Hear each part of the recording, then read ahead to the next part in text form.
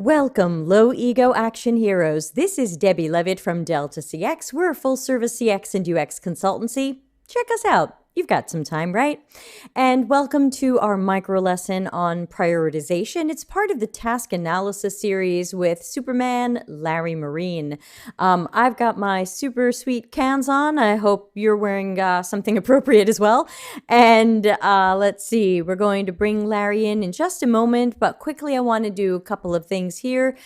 First of all, oops, wrong button. Thank you to the people who have clicked join on the YouTube channel and are financially supporting the channel, especially our mid-level and senior low-ego action heroes, Anita, Chang, Darren, Ican, Irena, Jordan, Michelle, Nikki, Ralitza, Ray, Solomon, and Mix Betty. Thanks to everybody. It is totally optional, but always appreciated. Otherwise, you're welcome to watch the channel for free. And if you're shown ads, we donate the ad revenue each month to charity. So thanks for supporting some charities that are important to us. And hello to Madalena. So let me bring in Larry and let's get this started. Okay, Larry, you're here. Tell us who the heck you are. So I am the lead UX researcher at the Air Force CyberWorks office. We do a lot of UX work for the Air Force, identifying purpose-built software opportunities. I have a team that I work with who are quite good and awesome to work with. And I've been doing this for about 30 years, and I learned it all from Don Norman. This, however, is my own creation, so I get all the blame for it. We blame you. Austin is here and says, "Who is that guy? I've never seen him before." He's Not like, for about 5 minutes. I was going to say, he's like 10 meters away. And hello to Sheer. And so, yeah, Larry is someone you want to get to know. Everybody follow him on LinkedIn. So this is part of our task analysis adventure. So I can't remember if this is in the slides. Can you tell us where in the scheme of task analysis, observational research, task analysis, optimized task flow, when are we doing this prioritization work? The prioritization comes at the end of the task analysis. It depends on the task analysis for the list of tasks that you're going to prioritize. And it is the ending state of the research and the beginning state of design. Okay, I think I got that. Everybody ask questions. I'm watching live. I'm watching the YouTube chat, the LinkedIn chat, and even tweets. So if you've got a question, ask us. Do you want to jump right into your slides? Sure, unless anybody has any question. I don't see them yet, but I will interrupt you when they exist. So let's see if Please I do. can click. If I can click this, and oh no, hold on, they're auto going. I have to stop them. Hold on. Whoa. Okay, happens every time. I don't know how to make them not go automatically. All right, starting from slide 1. So the prioritization really is to try to identify the low-hanging fruit and to make sure that your design solves for the high priority tasks that your users are doing. Now, go ahead to the next slide. One of the biggest problems I've seen over the years, I've been doing this for 30 years, for those that you know me, that's no big surprise, but many projects fail for the same reasons over time. Largely because the product is designed based on assumptions, opinions, or cultures within the company that a person like a hippo has an overriding voice in the matter. A lot of times there's poor communication across departments, which means that some features get missed, ideas are left on the vine, other features are designed for when they shouldn't be, so the wrong thing's done well. And I see a lot of innovation occurring for the sake of innovation, ideation. Let's just create stickies. And, those ideas don't have any relationship to the user's goal or objective or task. And you've heard this before, a lot of companies just follow the competition. Let's do competitive analysis and do the same features that the other guys are doing. Well, that doesn't always work. So, next slide. How can projects succeed? Well, to begin with, you want to clarify and identify what your objectives are, what really they should be. And those objectives have to be, a compromise between three different factors: the users, the business, and the technology. A good project should challenge all of the assumptions you have about your product or your objectives. And how do you do that? Well, this is one way. And this helps avoid opinions too, so that you don't have to worry about somebody's opinion overriding everybody else's, because this turns it into an objective, data-driven analysis of the priorities and agreement on what they should be. And you're sharing information across the different departments, so everybody understands why something is important and why something else is not. And this helps you define the problem well. As you've heard me say before, if you don't understand the problem very well, the best you can hope to do is solve the wrong problem very well. So, and what's interesting about this, almost every time I've done this, it has created a new unmet strategy that the company can go after that differentiates their products or services from the competition, and they've ended up owning their markets. Next.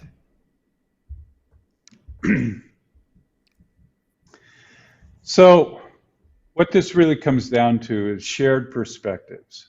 This process helps everybody get on the same page and understand why other things play a factor in the decisions. So business talks about what's important to them, and the development team understands that, and the development team gets to expose what's important to them, and business can understand that. So you might have a situation where business says this is important, but development says that's really hard to do, and you can make appropriate compromises. Next question, next slide. Well, again, we're going to focus in and reiterate that we talk about tasks in a task-oriented design environment. Now, users do use features, but they use a collection of features to perform specific tasks. And if a task includes several features and one feature is missing, the task will fail. The users will fail at that task. So the question you always want to ask is, what tasks do you design for? Not what features do you design for? Now, what's interesting too is several tasks may share a feature. So just by satisfying for a highly important task, you may inadvertently or serendipitously satisfy the needs for a lower priority task. And so it's a win-win. Right, next slide, please. All right, how do you prioritize the value of user tasks? So we create a matrix and we define the value and feasibility of the user's tasks. And so it's really all about these three perspectives. You can add more perspectives, but these are the three that most often drive a product design. How important is a particular task to the user and their objective? How valuable is that, solving for that task to the business? Does it meet their strategic objectives, et cetera? And of course, how feasible is it to develop that particular, the features for that task? All right, next slide, please. When do you prioritize? This gets back to your question earlier about when in the process. So you have to have done your task analysis ahead of time, and even your optimized task analysis. And sometimes you may end up re-optimizing based on the priorities, but at least have some idea what direction the users really want to go. And so after your task analysis and your user hat definition, you have enough data so you could identify and list all the tasks out and identify what the priority is for the users. Right, next slide, please. The user priority is quite simple. We're trying to go for the lowest score. So a 1 means that this task is imperative to the user's ultimate goal. A 2 is this task can help achieve the user's goal. And a 3 is a nice to have but not necessary task. But keep in mind that because this came up in the task analysis, all of these are important to some degree. So it's not like you're going to eliminate a task. You're just saying, we're going to do the ones now, the twos later, and the threes even later. But they all are important to some degree. All right, next. So this is what a task matrix would look like with some user scores filled in. You see a list of tasks. Notice those are not features. So search email folders, search the internet. Those are specific tasks. And what you'll do is go through and identify the priority of those tasks to the user's goal. Now, this is an actual task analysis that I had done, at least a portion of it, for the Department of Energy. And this was researchers gathering information to write up reports for Congress. And I'm making up these scores because I obviously don't want to show you the real stuff, but we'll get back to that. All right, go to the next one, please. Now, in business and marketing, you can have them both represented in this. Again, number one, strategically imperative.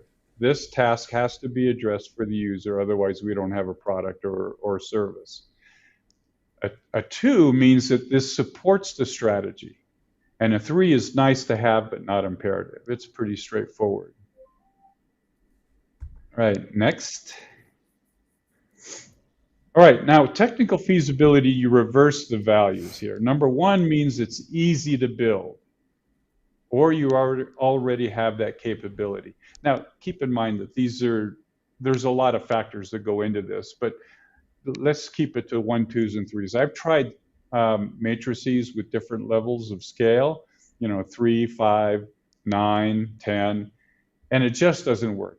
It's too complicated for people. So we try to keep it this simple. 1 is easy to build, 2 is more complex, or you might have part of that capability built, and 3 means we don't have that capability, and it's quite complex and is difficult to build. Next, please. So you start by breaking down the tasks by user hat. And so, for instance, the user hat for researcher might have listed out searching the internet, searching, my desktop, things like that.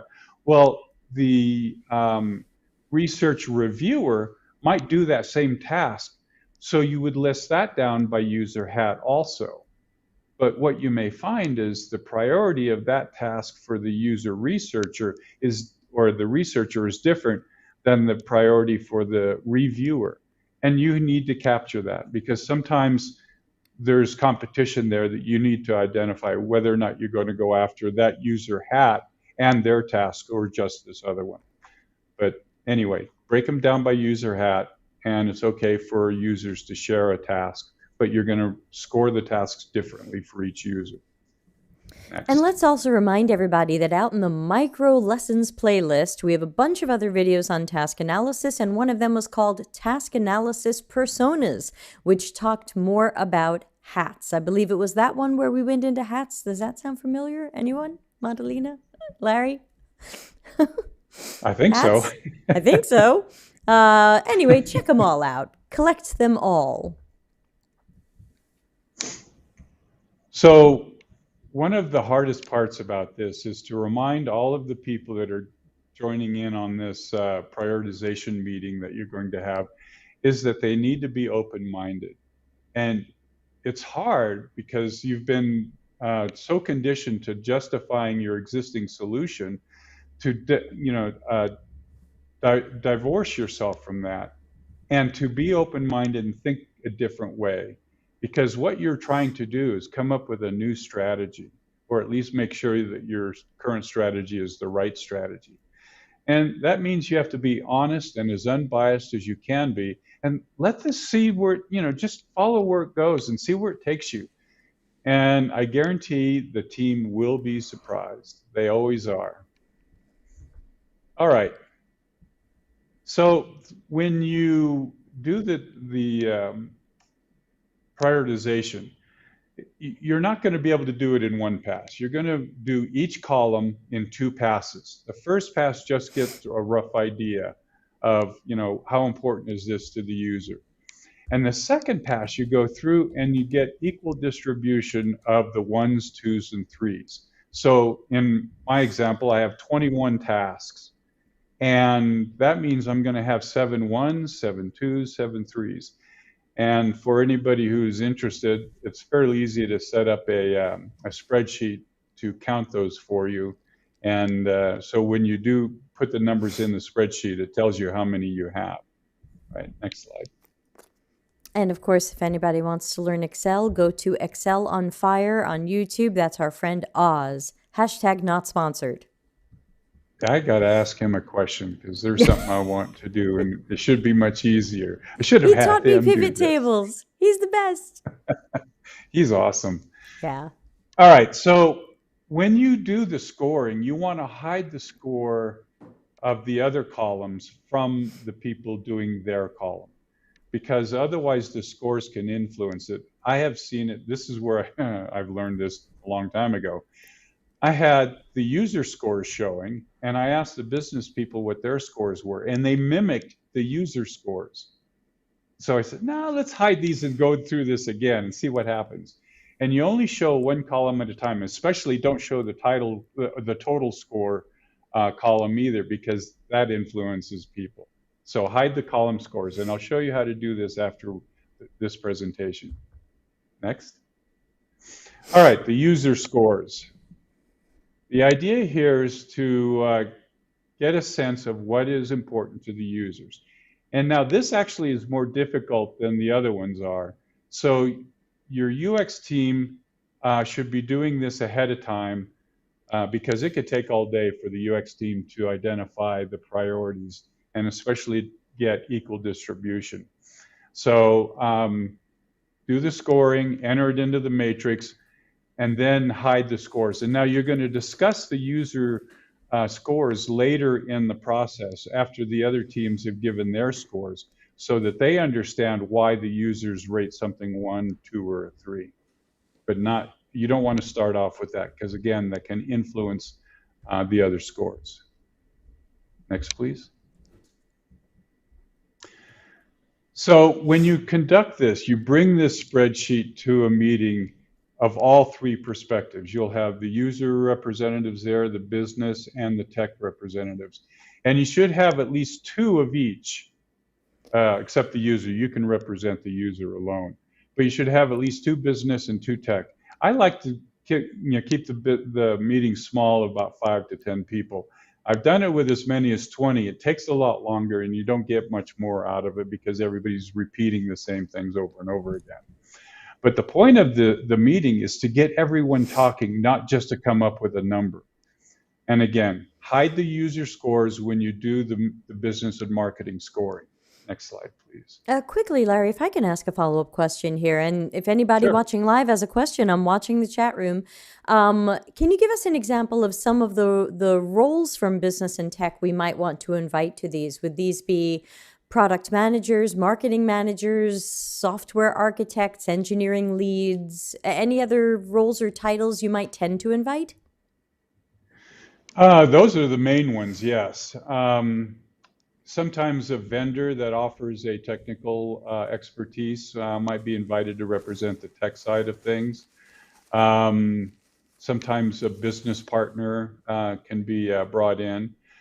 For business, it depends on the company, but I've had CEOs show up to these, CEOs of medium-sized companies with 100 people, but I've never had a CEO of a large company attend this, except one, but that was a different story. Usually the tech managers and some of the coders actually are invited as well. We've got a question from Madalena. Yeah, how do you mitigate the risk of business saying everything's a 1? I actually have a slide on that, Oh, but I'll answer it good. now. And the equal distribution thing, that helps make sure that you don't get all ones.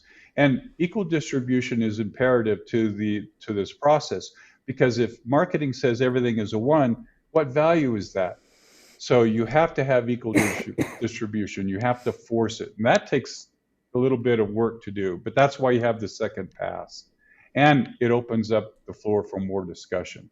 If So good everything's a question. 1, nothing's a 1. Right. All right. So as people are doing the scoring, allow for the discussion. That's the whole point of this, is to get people communicating. And keep them focused on what's important to the business and marketing goals. Don't let them go in and say, well, we think the users want this. Well, no, why do you want to offer it? Just because the user wants it? No, because you can make money off of it if the users want it. And how do you expect to make money off? How do you want to offer it? Do you want to white label it? Do you want to brand it?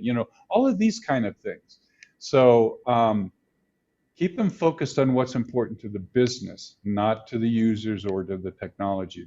They have their opportunity to input their priorities. And only the business and marketing folks in the room can provide scores. Now, they can discuss it with other people, but they're the ones that have to decide on a score. And it's not uncommon for them to say, well, I think that's a 2 or that's a 3. Just say, pick one. We can always adjust it later. Next, Question from please. me. Is there a possibility that if the tech people are in the room and they're watching this, that they're starting to get a feel for where business is going? They might even be making notes. Is there ever a time where you would want to hold these meetings separately, like work with business in one meeting, work with tech in another meeting, and that way they're not catching what each other is scoring? No, actually, you want the opposite. You want them in the same room. That way they can develop this shared understanding, the shared perspective of why it's important to business or why it's difficult to develop, so that everybody has a respect for the other opinions. And notice off to the side, there's room for notes. This is where you capture some of these questions and dependencies and things that might, give people pause and difficulty in trying to identify what priority to make something. And we've, But yeah, sorry, go you ahead. definitely want them in the same room. And we've got a follow up question from Madalena who says, how granular should these tasks be? Software engineers can be very literal. So I think we have to remind everybody that these are user tasks identified in the task analysis. They're not features or products. So, how granular do we make them? That's a really good question, and I don't have a solid, straightforward answer. It really comes down to how complex are the different tasks. So if it's a simple task like search the internet, well, pretty much everybody knows how to search the internet. But if it's a very difficult, convoluted task, you might have to break it down into several subtasks. So, for instance, there was a medical product I worked on where there were so many manual steps in the process that you had to identify all of them, even rotating the microtator plate 90 degrees. You had to identify those steps of that task. So, I'm not going to use the old 2-word things that we always hear, but that's it. I hate that. Yeah, sorry. But it So, does. right. So it sounds like, for example, let's take a common e commerce website. It sounds like searching for a product could be a task, reviewing the individual product page might be a task, designing or customizing the product might be a task, and the checkout might be a task. Right. And you might even have a task, a subtask of checkout of save this for later as a task. Right. If we think about, for example, Amazon, that when you have something in your cart that you don't want to buy right now, you can save it for later and check out with the rest of the things. Right. Right. Okay. So, Madalena, you'll know it when That's you a see that's a it. good question. Yeah. Okay. Well, Right. all right. Here we go. Next. So the technical feasibility, you're going to have everybody together, and you're going to try to get folks talking, and you're going to hide the scores again. Pretty straightforward. Go ahead. What Alrighty. you'll find too is that this gets easier with each group because they get a feel for how to do this with the previous group. And notice here on the right, I've shown just the technical column, and I've hidden the other 2 columns and the total score column. Again, the first pass is just rough scores, get them talking, and then the second pass, you get them to reach equal distribution. And as hard as they argue, say, no, no, no, I still think that's a one. Something has to be a two if you want to have equal distribution. You just have to force it. And again, focus only on the technical feasibility questions. Uh, this is usually where a lot of dependencies arise. And you may find that you do need to break down a task, but just capture that as a note and you can break it down later. And again, only the the developers and the tech managers are scoring in this column. And it looks like you've Next. hidden the other ones by making them white text on a white background. Couldn't we also Right. just hide the column? You can. Okay, just It checking if works there's either way. anything special about coloring the text. Nope. Cool. All right. Reveal. Once you're all done, yeah, once you're all done, you get to reveal the results. And I'll show you another larger example of this, but you can see that some of the rows are highlighted, which means those were the low scoring ones that are the highest priority. And this is where you begin to discuss what the user scores. When you review them, people are going to have questions like, why did you say searching the internet is only a 2 or something like that? And then you have to rely back on your data. Well, we, watched the users and they didn't seem to think that was as important as searching across organizational boundaries, for instance. And then you start looking at this and saying, okay, these are the low scoring items, but what fits within your schedule and budget? And this is where you start really seeing the dependencies come up, because the developers will say, well, I gave that a 2, but since it's a 1 for the users and a 1 for the business, maybe and we have some capabilities already, maybe we can make that a 1, or maybe that's going to be a 3 because of the direction it can take. So, but the point is, now everybody has a shared understanding of the relative importance of their perspective with respect to the other two. And you can start seeing some horse trading here. People are saying, well, I can do that if, and that's fine too. Go ahead to the next slide.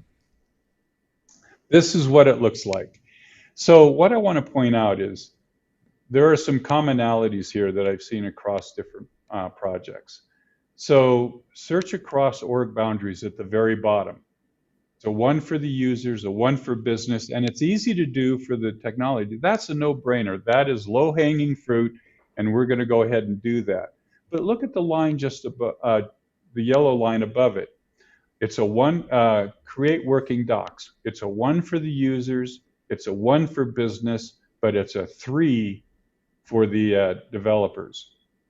But this is where, you see, even though it's really hard to do, it has to be done because it's so valuable to the users and the business strategy. So let's commit to doing it. And this is where business recognizes, wow, this is going to be hard for the developers. We have to commit to supporting this development timeline. And so it's not some vague notion that the developers are going to take a lot of time to do this. It's they need time to do it. And we have to give them that time because it's so important. So one of the things that has Sorry. come up, and no, that's fine. That's fine. Go ahead. I was going to move on. Sorry. So here it is. What was it? Madalena. Madalena. Okay. Marketing says everything is a 1, most important. And you joke about this, but I've seen it. 1, 1, 1 on the first pass. Well, then you end up doing 3 passes. You got to go back and say, no, give me some 2s and 3s. And a lot of times too, tech will start off by saying everything is a 3, that it's hard to do unless they've already built some capability. And a lot of times people want to talk about features instead of tasks. Yeah, I know you're not joking. All right, so features, as I said, are an element of tasks, but a lot of times a team will leave out features, and so a task can't be completed smoothly.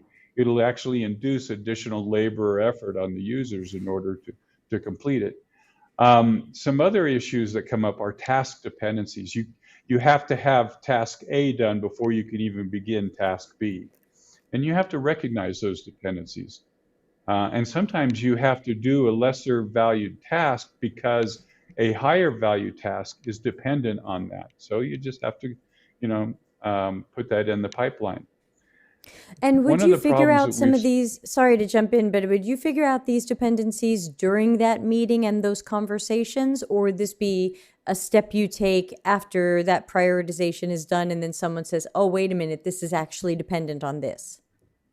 all of the above. Oh, yes, for everything. Usually, though, a lot of these dependencies will show up during the conversation. Now, this is an all-day event. I've never seen it take less than half a day, to Okay. be honest. And it's usually an all-day event. We have lunch brought in and things like that. Um, but people like talking about this because everybody is on the same page now.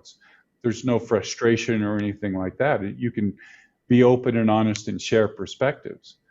So, but there's also some work that's done afterwards because people say, oh, I was thinking about this and, this, that, and another. So you may have to revisit it. And this is a living document. It may evolve more over time because what can happen is business will say, we thought about it and I think we're going to change our strategy to be more responsive to the priorities that we identified. And so that means a couple of changes in their priority. One of the problems that we've seen too is that people might be prioritizing based on a lesser objective. So the company might have three key objectives. One of them might be a nice to have objective, but they start prioritizing based on that. So you have to help them keep focused on what their primary objectives are and what tasks support that. And again, you can never get past this, but there will be people in the room that are going on assumptions instead of data. Well, if you don't have enough data, you can put that in the notes. We'd like to explore this aspect a little bit more to get more data to help us with the decision. So marketing may say, we need to do some market research on something so we have more data to identify the relative value of that particular strategy. And that's fine.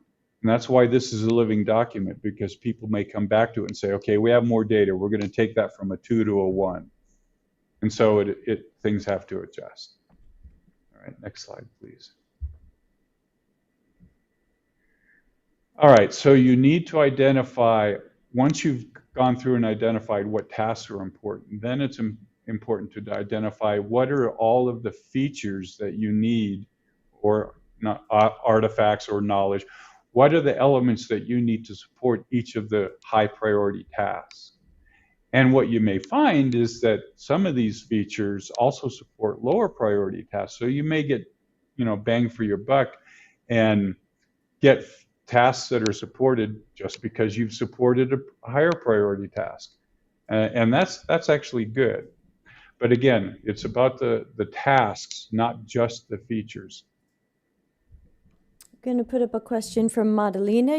Other people are allowed to ask questions too, but Madalena's are certainly great. She's saying, suppose there's not an issue to use story points ranges for the tech feasibility scores. If the team is used to story pointing, for example, a 2 is around 5 story points. I assume that even if the tech team wants to think in story points, we still have to convince them to ultimately score a 1, 2, or 3. You do, because otherwise the numbers, the total score numbers get so out of whack that it's hard to identify. And because if they used a 5 to represent a 2, that outweighs the 1, 2s, and 3s of the user and the business input. So everybody has to be on the same scale. Okay, super. Thanks, Good point. everybody. Okay. Now remember, this matrix is only a guideline. It provides a simple way of looking at some of the priorities, but it's not perfect. You still need to consider other factors, such as strategic issues, dependencies, timelines, things like that. And as an example of that, the next slide is Debbie can speak to. Well, hi. No, Madalena, you're not hijacking the chat. We want these questions. They're really great. She They says, are. yes, the scores would be 1, 2, or 3, but the story points might be for reference, sure. So I was going to jump in quickly and remind people that I've got a what I call a decision matrix, or you could call it a scoring matrix or prioritization matrix. It's in my book. It's on the deltacx.com website.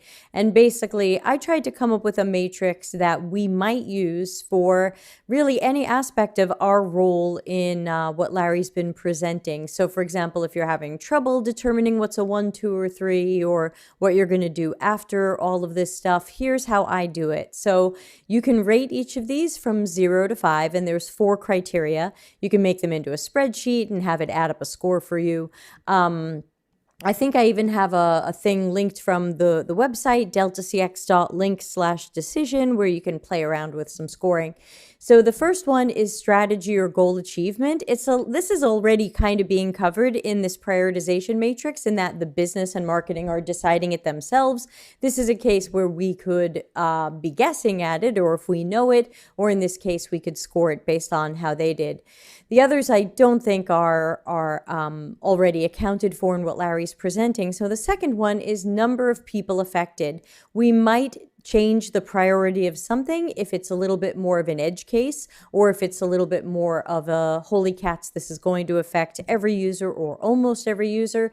So you can score that. In my case, the higher numbers are the more severe. So in Larry's world, you're looking for some lower numbers. In what I developed, you're looking for higher numbers. So if this is super tied to strategy, it could be a 5. If this is, oh my gosh, everyone is affected, it's a 5.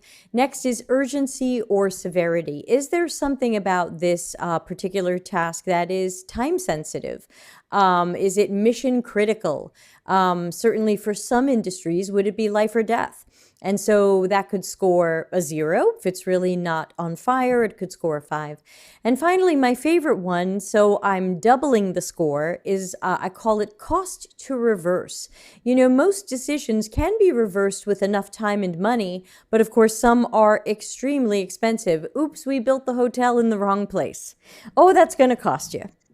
So think about, giving it a score from 0 to 5 on, if we didn't get this quite right the first time, what would this cost to reverse or undo or have to fix? If this is small and easy, maybe fixing it's a 1. If this is building a hotel in the wrong place, this could be a 5. And then you double the cost to reverse score, and that means you end up with a highest score of 25. And again, in my world, higher scores are higher. You're not looking for the lower scores. So anything that's 10 or under, if you're using Larry's 1, 2, and 3, anything that's a 1 to 10, you might translate to a 3 because that's lower priority. Anything that's an 11 to 15, you might give a 2. And anything that gets a 16 to 25 might be a 1. But, there's some gray areas in there. If it's a 16 or 17, you might give it a 2. So just wanted to hijack that for a moment and remind people that I have my own little prioritization matrix that you can find a way to fit into this larger exercise. Thank you to Larry for giving me time. These are the kind of things that the business and marketing people have in their head. But once they've gone through and done the matrix, they have an idea of what 5 things to focus on, and they can take this matrix and focus on the 5 prioritized elements that came out of the prioritization matrix, and then apply this type of deeper analysis. And will it change their score? It might, but at least the guide gives, or the matrix gives them a guide of what to look at, because it would be very difficult to do this for every task. Sure. Where it helps you, it helps you. And if you feel like it doesn't work for you, don't use it. I'm not going to knock on your door. So last slide before we switch over to the sheet. All right, so the key point of the prioritization matrix is to help you refine your strategy. Sometimes it supports it. Most often it actually helps you identify a new unmet opportunity, a new strategy. With the medical device that I was looking at for blood screening labs, the original focus was, how do we make this thing put out better reports. Well, through the analysis, we identified that there was other problems that nobody even thought to consider. And by solving for those, it changed the strategy for the company, and that product basically dominated that market because it was solving problems that nobody else had identified or solved before. And because I So guess the reports weren't as important as people had assumed. actually, they were very important, but Oh, the tasks that got you to the report were unmanaged to the point where they could create mistakes, and you would never be able to notice it in the report because the report hid the mistakes. So it was important to know that the process that they went through for blood screening had been followed correctly, not just that the last step was reported. So the whole point here is don't be afraid to take a different path. You're going to find things in this task analysis and task prioritization that are going to open your eyes and make you think, wow, we've been digging in the wrong spot. We need to change our direction. So now I'd like to walk through a live demo using the matrix. okay. This should put this up on the screen. Yes. Right, it is. Okay, super. And Larry, if you start using this, are you logged into this sheet? Because you can use it and everyone will see you typing here live. Oh, let's see. Am I logged into that sheet? Bum, bum, Thought I was. Oh, here it is. bum. All There right. you Do you go. I see see a a tiny one? picture of you. All right. There.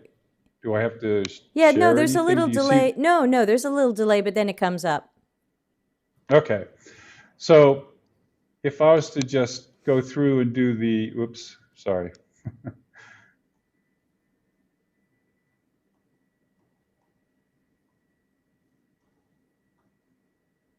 So what you'll notice is at the bottom, I have poor distribution.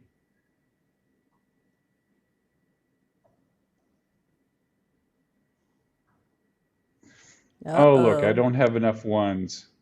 It hurts. Well, that's the first pass. And so then I can go through and change a 2 to a 1.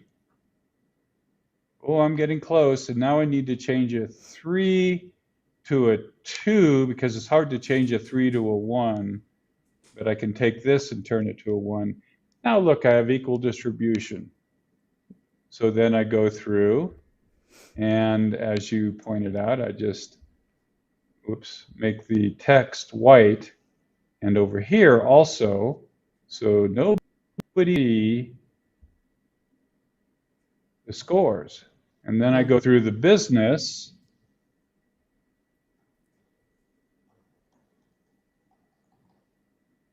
as Madalena would say. World of Madalena. Yeah. But everything's And important, Larry. but of course it is. All right, so now I'm going to take this to a 2, this to a 2, this to a 2, this to a 2, this to a 2, this to a 2. But I still have too many 2s. So maybe this is a 3, this is a 3. Getting closer. Here's a 3. And here's a 3. Now why do I, Oh, you oh, had to make something a 1. yeah, maybe I can make this a 1. Ah, now I have Winner. equal distribution. Yay. That process of that second pass usually takes, oh, an hour and a half or 2. All right, so now we're going Because to of all the go discussion. right. Oops, not a 32.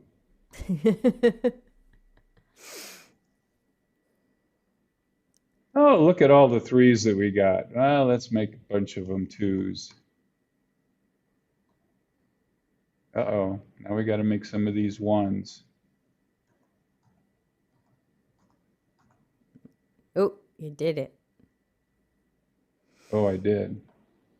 Okay, now we're good. Well, now I can show all of the scores. Just by changing the font color back. And the Yep, total column too.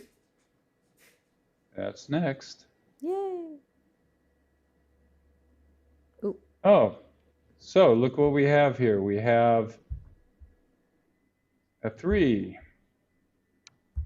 and a 4 and a 5, actually. So threes, fours, and fives are usually what you're looking for. You don't often get threes, though.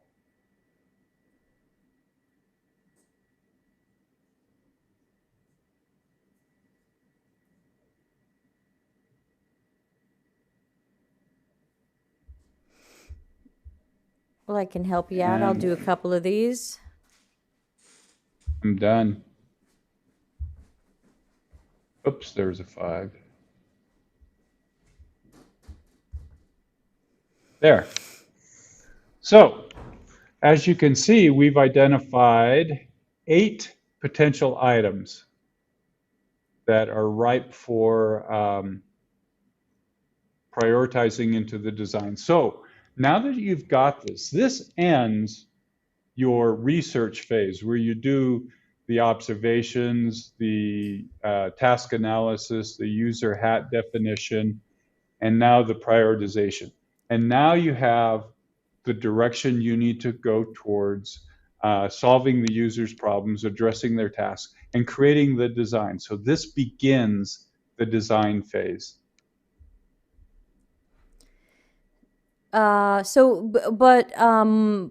What happens exactly after this? Like, are you saying, okay, these are our 8 most important things. We're going to start information architecture, content strategy, and design. Exactly. Okay. It's exactly what you're doing. Okay. Can I switch back to large pictures of us?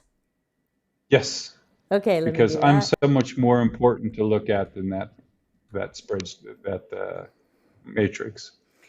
Delightful to look at. So we've got about 10 minutes left.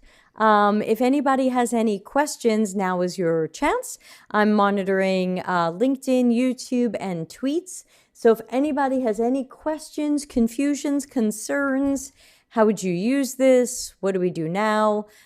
Please get these out of your fingers and type them out. Madelina's got a question. And it looks like this. It says, so is this included in your research report? Yes, good question. I should have mentioned that, yes. Because this is the culmination of all of the research. It comes down to this is the priority for the design effort. How do we turn this Yes. into that overarching strategy you talked about? Because I feel like, okay, we know what our 8 most important things are. How do we turn that into a strategy? Well, that's where business and marketing comes in because they're the ones that have to look at it and say, you know, this offers a new opportunity for our product mix or our service mix. If we just pivot this direction, now that's moving the whole ship. So it's not just, hey, let's turn the wheel, it's moving the whole ship. Um, and they're the ones that have to make that decision. It's their responsibility. They're the ones that have to be held accountable for that. All you've done is identified what the priorities are for the user, how it relates to the business objectives, and what the feasibility is. Now, what do we do if we whip this up and we get these people into a meeting and they say, user tasks, it doesn't make sense for me to look at that. I want to talk about features. How do we convince them that tasks are the right thing to even talk about?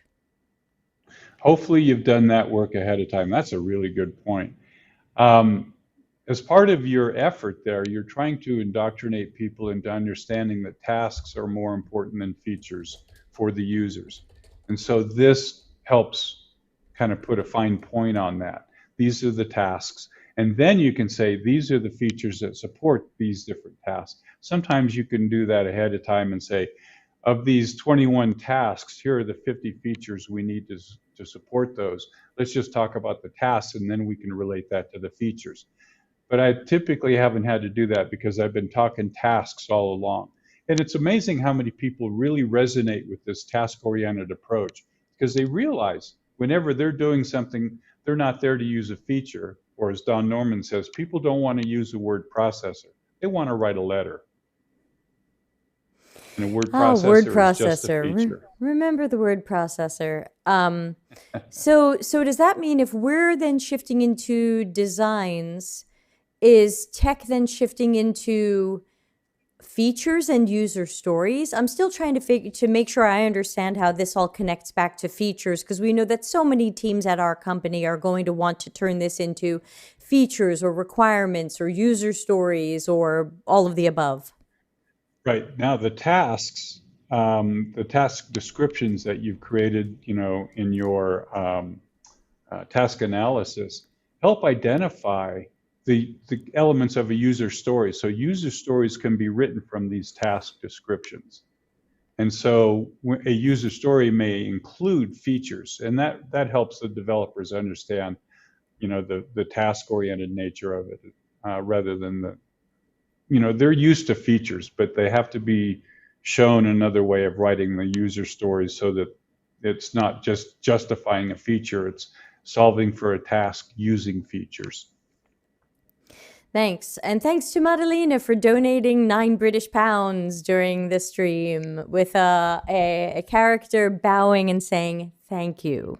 So Madalena is grateful and throwing some money at the show. Thank you very much, Madalena. Anybody else have any questions? I see we still have some people live in the chat. Gabriele, I don't know if you have a question. Pick a language and ask it. Who else is here? I can't tell, honestly. I don't get a thing that says here's who's here. I just see who's been leaving comments. But we've got a few more minutes, so let me know if there's any other questions. And Larry, while we see if there's other questions, anything you want to mention? Yeah, I do. I want to say thank you to the people who have reached out to me asking for help. I enjoy helping. It helps me solidify my knowledge. So it doesn't cost anything, and I'm happy to do it. So if you have any questions or need some help with task analysis or user hats or prioritization matrix, don't be afraid to reach out. I enjoy doing it. Yeah, the hat does not work on the K240s, unfortunately. Oh, that's a good look. Yeah, I don't have any good looks. Thank you, Larry. though I do have my new prop. Hold on. And scene. That looks brand new. Did you happen to get that in Paris? I did. We were in the studios shop, and Pier Mario was like, "Weren't you looking for a clapboard?" And that was a souvenir. So yes, super fresh, unused. So I don't see any questions coming in, but everybody's got a few more minutes to ask questions. So just in case, Larry, let's do a couple of wrap-up thoughts here. Anything you want to say to wrap up, or again, how people can find you, get in touch with you, things like that? Easiest way to find me is on LinkedIn. Just search for Larry Marine. So LinkedIn/Larry Marine. And I check that fairly often, and I respond to messages. Don't be afraid. Don't be afraid. He's very friendly. He is not in the Delta CX Slack, which of course you are all welcome to join. There's no membership fee or any fees at all. deltacx.com/links will send you to all the answers to all the questions you all tend to have about the stream. What's the calendar of events? How do I join the giveaway? How do I sign up for your extra courses? How do I ask a question on Tuesdays? Etc. It's all there. Go there and find out. And of course, please subscribe and empathize with the like button on YouTube. And after the stream is over, please leave some comments. They help with the algorithm. I'm not seeing any questions, Larry, so I think we're going to have to wrap up. But if you love the micro lessons, and especially if you love the ones that Larry's been doing from the task analysis universe or cinematic universe, then please make sure you let me know any other topics you're hoping he might cover so we can ask him back. And either way, we'll have him back for one reason or another. But if there's something you're looking for, let me know and I will plead with him, because this one came about from someone who requested it. I did not write down who. It might have been Solomon, but someone requested a micro lesson on prioritization, and your wish has been granted. So thanks to Samuel and Sheer and all the other people here, especially Madalena, and Sirocco is still here. Excellent. Gabriele, good to see you. I guess I'm going to play us out of here. Larry, thank you so much. This was great. Thank you for your excellent PowerPoints and the spreadsheet. And I hope the audience will give it a try and let us know how it goes and what questions come up. So everybody be well, and see you Friday we're going to do a rescheduled office hours with Darren and Dr. Nick. See you on Friday. Thanks, Larry. Bye. Customer centricity as business intelligence. Visit deltacx.com to learn why we are